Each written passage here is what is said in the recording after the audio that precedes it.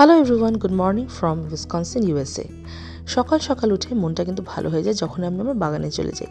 তাই আমি আপনাদেরও নিয়ে চলে এলাম আমার বাগানে দেখাতে যে কী কী ফুল এখানে ফুটেছে। দেখুন, ওখানে পিটুনিয়া আছে, গোলাপ আছে, একটা পিঙ্ক গোলাপের গাছও আমরা চারা পুঁতেছি, তো দেখা যাক কবে ওঠে। তাছাড়াও আছে দু রকমের মারিগোল্ড, এখানে বলে ফ্রেঞ্চ মারিগোল্ড, একটা আফ্রিকান মারিগোল্ড আছে, লিলি, ডেজ লিলি, সোলোনেসিয়া, জিনিয়া, গ্ল্যাডিওলাস, আর এই দেখুন একটা ক্যাপসিকাম গাছ। ক্যাপসিকামটা কেমন ধরেছে। এখানে বলে আবার গ্রিন বেল পেপার। এখানে আছে ঢ্যাঁড়স আর বিনস। দেখুন বিনসের কিন্তু ফলও এসে গেছে। এখানে আমি পুঁতেছিলাম একটু পামকিনটা তো দুদিনেই কি সুন্দরভাবে একটা দেখুন সিডলিং বেরিয়ে গেছে। এখানে আছে লঙ্কা, উচ্ছে, মিক্সড বেল পেপার, আর এখানে আছে স্ট্রবেরি। এই জায়গাটা ফাঁকা রেখেছি। এখানে আছে পার্সলে, মিন্ট, আর এখানে যেটা দিয়েছি সেটা হচ্ছে পেঁয়াজ। মানে আমি পেঁয়াজের থেকে যেটা চাই হচ্ছে পেঁয়াজ পাতাটা, এটা কিন্তু বেশ ভালো লাগে। আর এই দিকে পুঁতেছি দুটো টমেটো, এখানে রোমা টমেটো, এটা হচ্ছে বেটার বয় টমেটো, আর দুটো টমেটোও হয়েছে। আর নিজের কাছের ফল দেখতে কিন্তু বেশ ভালো লাগে।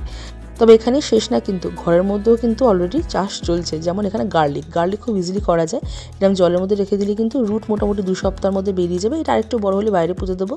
মিন্ট আছে, গাজর আছে, এখানে বিট আছে, বিটেরও পাতা বেরিয়ে গেছে, এখানে মূলো আছে, আর এখানে হচ্ছে জিঞ্জারটাও মোটামুটি আমার সময় নিল 7 দিন মতো। এই ভেজা কাপড়ে রেখে দিয়েছি। দেখুন এখান দিয়ে রুট বেরোচ্ছে, তো এই রুট বেরিয়ে গেলে দুটোই কিন্তু আমি বাইরে পুঁতে দেবো, আর হতে মোটামুটি 8 মাস মতো সময় লাগবে। আর এছাড়া আমার হার্ব গার্ডেন আছে, এখানে থাইম, ওখানে পার্সলি আর সেজ।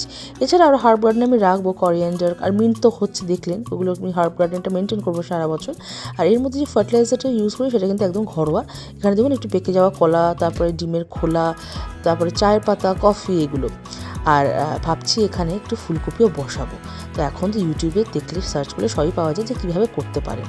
তো আমিও দেখেই করছি, আমারটা হলে অবশ্যই আপনাদের আপডেট জানাবো।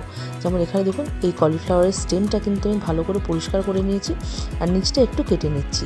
এরপরে কিন্তু আমি মাটি, ফার্টিলাইজার, জল দিয়ে ভালো করে একটা ভেজা ভেজা এরকম মিক্স বানিয়ে নেব। আর তারপরে কিন্তু ওর মধ্যে দিয়ে দেবো কলিফ্লাওয়ারটা। ব্যাস, এবার দেখা যাক যেটা হয় কিনা।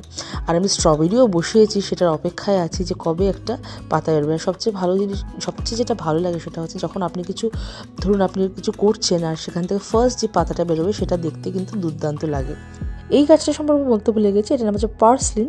এইটা কিন্তু অদ্ভুত, সকালবেলা ফোটে আর সন্ধ্যে হতে না হতে কিন্তু কুড়িগুলো বন্ধ হয়ে যায়। তো আপনারা বলতে পারেন যে আমাদের বাড়িতে কিন্তু গার্ডেনিং করতে মোটামুটি সবাই ভালোবাসে, আর মিস্টার দে হচ্ছে এটার উদ্যোক্তা। আর তাছাড়া কিন্তু আরিয়াস আর রাজেশ প্রচুর হেল্প করে। যেমন দেখুন এখানেও বসে বসে যত উইড আছে বা যে পাতাগুলো ভেতরে ঢুকে যাচ্ছে সেগুলো কিন্তু কেটে দেয়। আর আরিয়াস রোজ সকালে উঠে ঠিকঠাক করে সব পটগুলোকে স্পেস করে যাতে ঠিকঠাক রোদ পাচ্ছে কিনা, জল পাচ্ছে কিনা। তো এই হচ্ছে আজকের আমার ব্লগ। কেমন লাগলে অবশ্যই জানাবেন। টাটা।